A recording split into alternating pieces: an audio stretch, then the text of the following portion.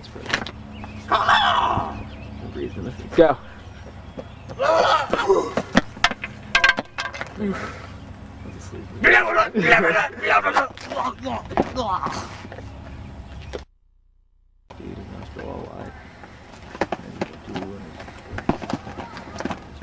Okay, stop.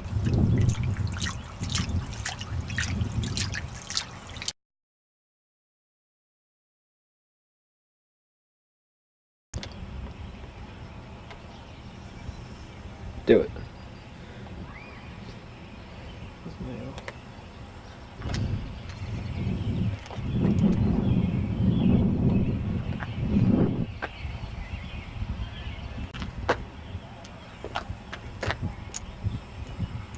Yeah, well.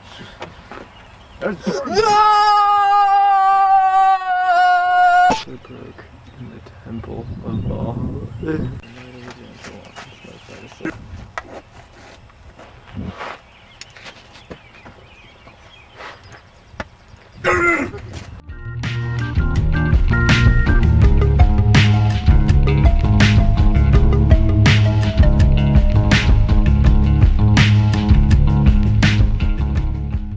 London, England.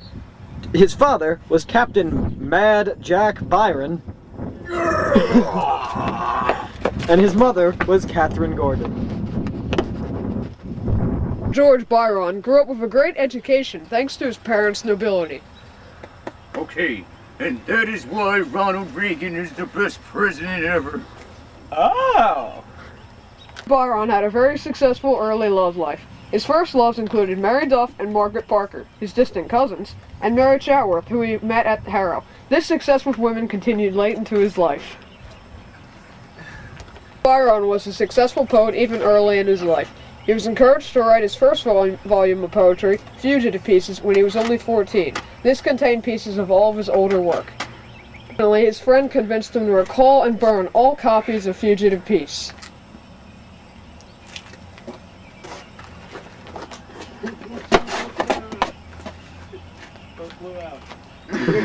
In 1812, Byron embarked on a well-publicized affair with the married Lady Caroline Lamb that shocked the British public. I love this woman! Shortly afterwards, Byron broke the relationship off. Lady Lamb proceeded to become obsessed with him and stalk him for the next 3 years. Leave me alone! Why won't you love me? Eventually, Byron began to court Lady Caroline's cousin, Anna Isabel Milbank, Annabella, who refused his first proposal of marriage, but later accepted him. Woohoo! Soon they began to have marital problems. Then they had a daughter instead of a son. Come on! Then they began a violent marriage divorce. Done. After the breakup, Lord Byron and his friends began to travel the world. He then proceeded to move to Venice. After a short trip to Rome in 1817, he finished his famous poem, Childe Harold. That it? Yeah. For several years, Lord Byron wrote poetry in relative silence. These included some of his most famous poems like So Well Go a Roving, Don Juan, and She Walks in Beauty When We Parted. In 1816, Byron visited St. Lazarus Island in Venice, where he acquainted himself with the Armenian culture. Very nice.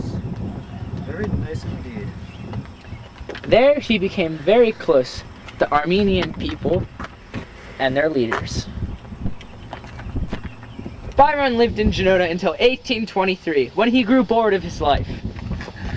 He then left Genoa on the Hercules, arriving at Kefalona in the Ionian Islands on the 4th of August. Lord Byron then joined the Greek cause for independence against the Ottoman Empire. He spent thousands on refitting the Greek fleet and met with several Greek military leaders.